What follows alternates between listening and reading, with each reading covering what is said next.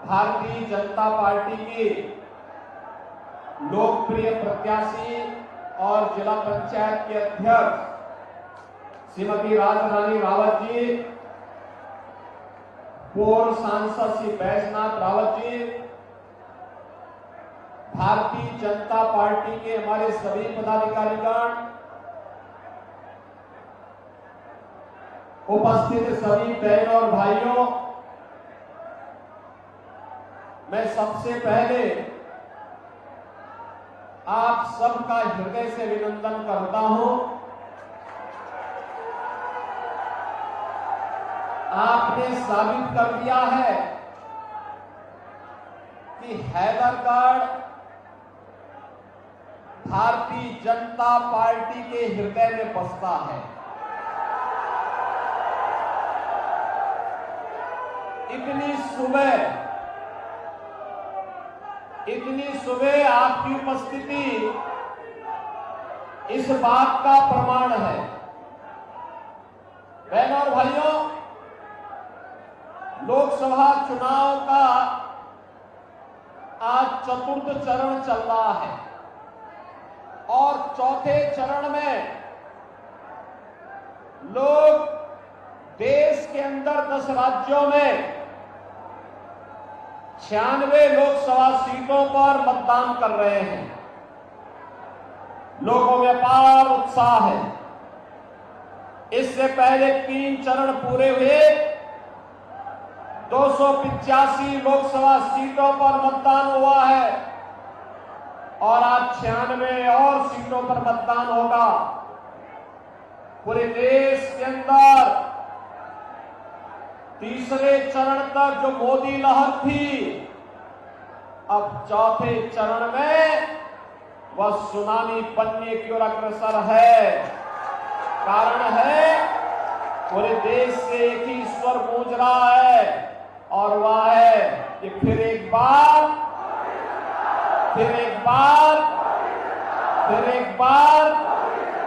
मोदी सरकार का जो स्वर गूंज रहा है। बहनों और भाइयों, यह वैसे ही नहीं है,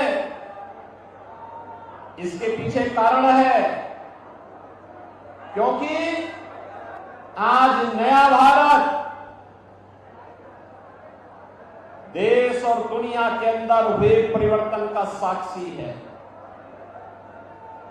हम देख रहे हैं दुनिया के अंदर हमारा सम्मान बढ़ा है, सीमाएं सुरक्षित हुई है, विकास के कार्य तीव्र गति से आगे बढ़े हैं और गरीब कल्याणकारी योजनाओं ने नए रिकॉर्ड बनाए हैं।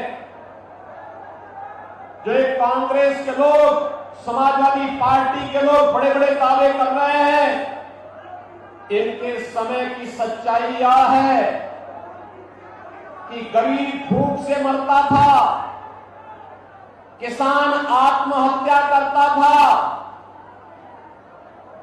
बहनों और भाइयों, नौजवान पलायन करता था और विकास के कार्य भ्रष्टाचार की भेड़ चढ़ जाते थे। आप याद करिए, आज मोदी जी के नेतृत्व में 10 वर्ष के अंदर जो परिवर्तन देखने को मिला है।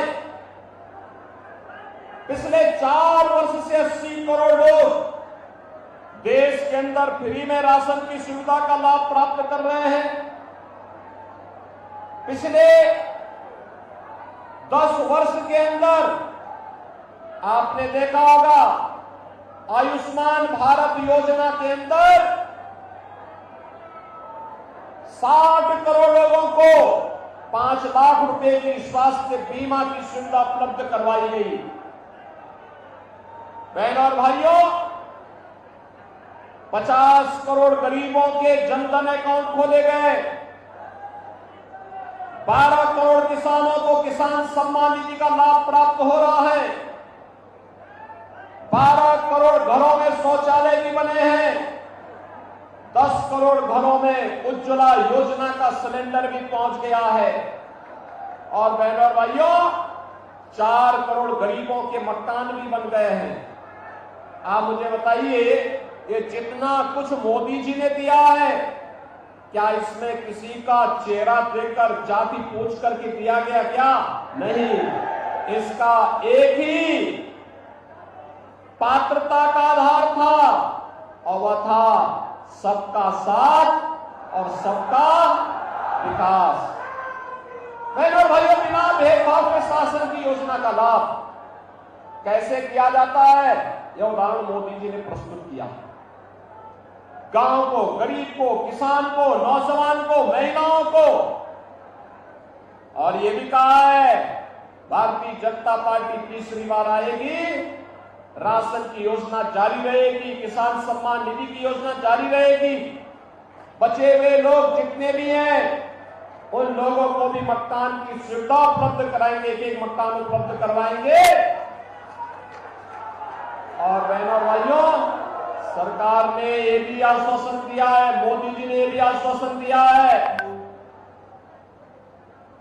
कि भारत के अंदर 100% सिचुएशन के लक्ष्य की ओर ले जाने की दिशा में आगे बढ़ना है, क्योंकि भारत को आत्मनिर्भर और विकसित भारत बनाना है। बहनों और भाइयों, एक तरफ भारतीय जनता पार्टी नेतृत्व की मोदी जी की सरकार और दूसरी तरफ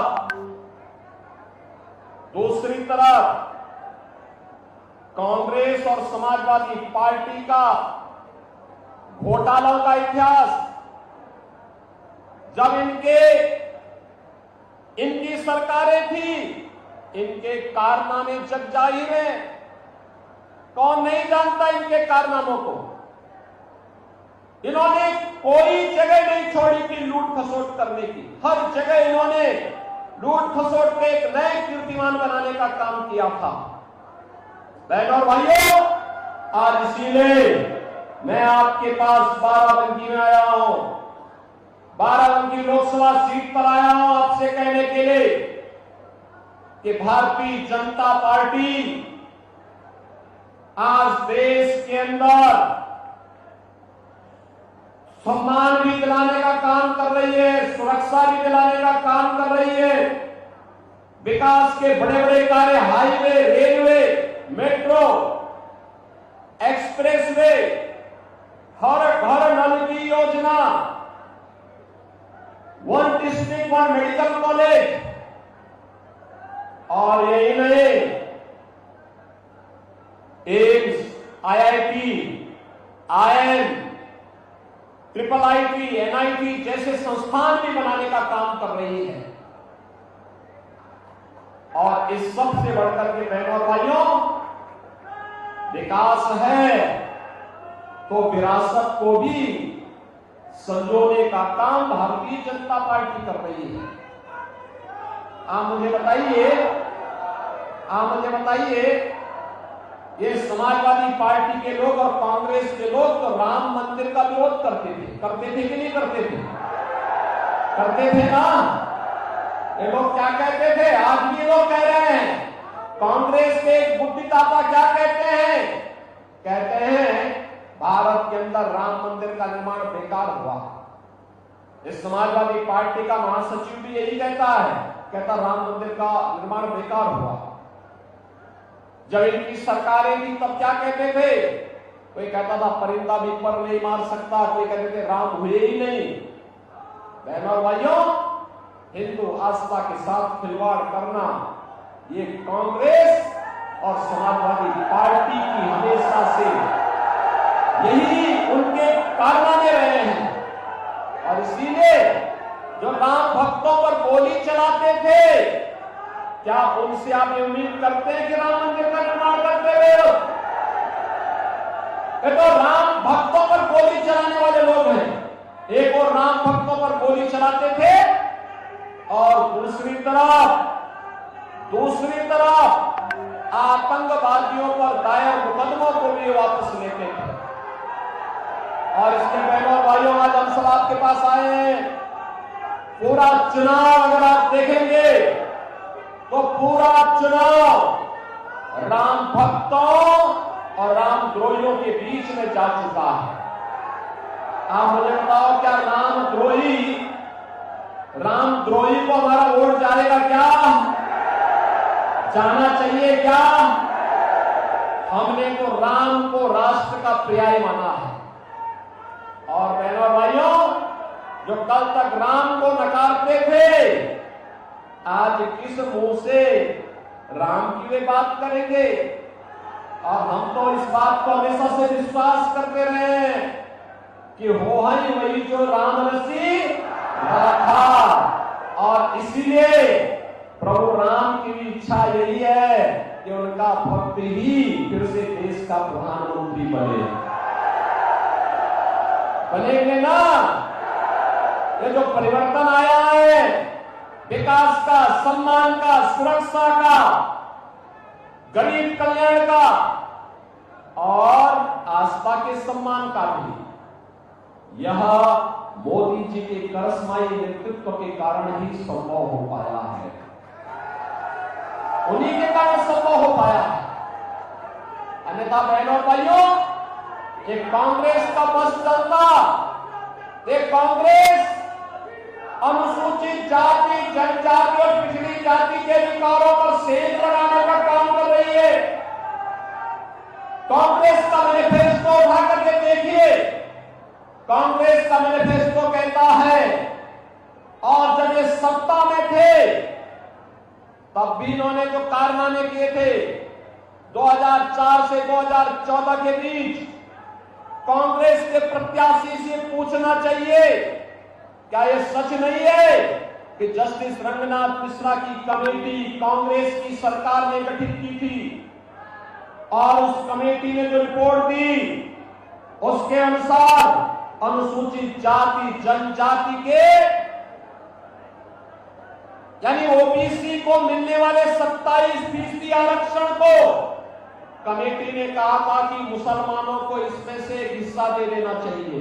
वो तो भारतीय जनता पार्टी ने विरोध किया था, तब जाके रुका। फिर उसने प्रयास किया, राजेंद्र सच्चर की अध्यक्षता में एक कमेटी गठित की, और उस कमेटी ने रिपोर्ट दी कि क्योंकि धार्मिक आधार पर आरक्षण बाबा साहब भीमराव अंबेडकर ने विरोध किया था, तो इस बार उन्होंने क्या शरारत की थी? इस बार शरारत की थी कि मुसलमानों की कुछ जाति को अनुसूचित जाति में शामिल कर देंगे। भारतीय जनता पार्टी ने इसका विरोध किया, कहा था कि अपने गरीब, दलितों का, वंचितों का, पिछड़ी जाति के लोगों के हकों पर डकैती डालने की छूट हम कांग्रेस को नहीं देंगे। तब जाके आरक्षण मिल पाया। ये सपा और कांग्रेस के लोग जो बोल रहे हैं ना, ये सफेद झूठ है। सच्चाई यह है, ओबीसी और एससी एसटी के आरक्षण पर सेल लगाने का काम इन लोगों ने किया था, तो भारतीय जनता पार्टी ने इनको सेल नहीं लगाने दिया, अन्यथा यह आपका अधिकार मुसलमानों को सौंप देते थे। ये तो डॉक्टर मनमोहन सिंह जी जब प्रधानमंत्री थे, उन्होंने कहा ही था कि देश के संसाधनों पर पहला अधिकार मुसलमानों का है। और आज भी कांग्रेस यही कह रही है। कांग्रेस आज भी कह रही है, यानी श्री राहुल गांधी का बयान आपने पढ़ा होगा, उन्होंने कहा गरीबी एक झटके में हटा देंगे। अरे 65 वर्षों तक देश में शासन किए, तब तो कुछ किए नहीं, और आज एक झटके में कैसे हटा देंगे? एक पत्रकार ने जब उनसे प्रश्न किया तो इन्होंने कहा कि एक झटके में हटा देंगे। कहा इसके लिए क्या करेंगे? उसने कहा हर नागरिक की संपत्ति का सर्वे करवाएंगे और फिर उसमें विरासत टैक्स लगा देंगे। विरासत टैक्स का मतलब आप जानते हैं ना, आपके बाप दादों ने जो संपत्ति बनाई है, उस संपत्ति में से आधा हिस्सा कांग्रेस और सपा के गुंडे जबरदस्ती ले लेंगे। क्या आप इसको स्वीकार करेंगे? क्या स्वीकार करेंगे? क्या? अरे खून पसीना आपके पूर्वजों का, और उसको हड़पने का काम एक कांग्रेसी लोग करेंगे। क्या आप उसको स्वीकार करेंगे? क्या बहनों और भाइयों, ये तो भारतीय जनता पार्टी की सरकार है। आज आपको सुरक्षा भी दे रही है, आपने देखा, विरासत का सम्मान भी कर रही है, विकास भी करा रही है। अयोध्या धाम कितने लोग गए हैं? पड़ोसी है भगवान राम। आप तो गए हैं, अयोध्या का विकास आपने देखा ना, नई अयोध्या अच्छी लग रही है ना। और ऐसे ही विकास, जैसे अयोध्या में विकास हो रहा है, ऐसे ही हम लोग महादेवा का भी विकास करने जा रहे हैं। पूरा स्वीकृति कर दी गई, सब कुछ कार्य योजना आगे बढ़ चुकी है। हमने सतीश शर्मा को इसी कार्य के लिए लगाया हुआ है। बहनों भाइयों, यह काम केवल भाजपा कर सकती है। एक तरफ अपने आराध्य देवों के और महापुरुषों को सम्मान देने का काम, अयोध्या में रामलला विराजमान हुए हैं, घर घर में राम नाम का संकीर्तन है, तो दूसरी तरफ बड़े बड़े माफिया और अपराधियों का भी राम नाम सत्य है कि अपराधी साक्षात है। अब आप देखो, एक कांग्रेस और समाजवादी पार्टी के लोगों का सहानुभूति कभी गरीब के साथ नहीं रहा, आपके साथ नहीं रहा। इनकी सहानुभूति तो माफिया के प्रति है, माफिया के प्रति। बहनों और भाइयों, ये वही समाजवादी पार्टी है। पूर्व मुख्यमंत्री कल्याण सिंह जी के निधन पर इस समाजवादी पार्टी ने संवेदना के एक भी शब्द नहीं व्यक्त किए थे। और अभी एक माफिया मरा था, उस माफिया के मरने पर मातम मनाने के लिए समाजवादी पार्टी के नेता और कांग्रेस के नेता उसके घर पहुंचे हुए थे। इनकी सहानुभूति गांव के लिए नहीं, गरीब के लिए नहीं, किसान के लिए नहीं, नौजवान के लिए नहीं, महिलाओं के लिए नहीं, बेटियों की सुरक्षा के लिए नहीं, इनकी सहानुभूति तो माफियाओं के प्रति है, आतंकवादियों के प्रति है। और जिन लोगों ने आपकी सुरक्षा में सेल लगाया है, जिन लोगों ने आपकी आस्था के साथ खिलवाड़ किया है, जिन लोगों ने आपको विकास से वंचित किया है, ये चुनाव उनको जवाब देने का सर्वोत्तम माध्यम है। और इसीलिए मैं आपसे अपील करूंगा, एक कांग्रेस और सपा का जो इंडी गठबंधन है, इसकी जमानत जब्त करवा दीजिए। जमानत जब्त करवाएंगे, लेकिन पंचम चरण में आपको ही वोट देना है। श्रीमती राजरानी रावत जी को भारतीय जनता पार्टी और एनडीए ने अपना प्रत्याशी बनाया है। उनको विजयी बना के भेजेंगे, घर घर जाना होगा, जाएंगे, एक एक वोट को कमल खिलाने के लिए आह्वान करना होगा, करेंगे, सभी लोग सहयोग करेंगे। तो फिर मेरे साथ बोलेंगे, भारत माता की, भारत माता की, भारत माता की। अब हम अपने जनपद के यशस्वी जिला अध्यक्ष श्री हार्दिक मौर्य से आग्रह करते हैं और आए। धन्यवाद।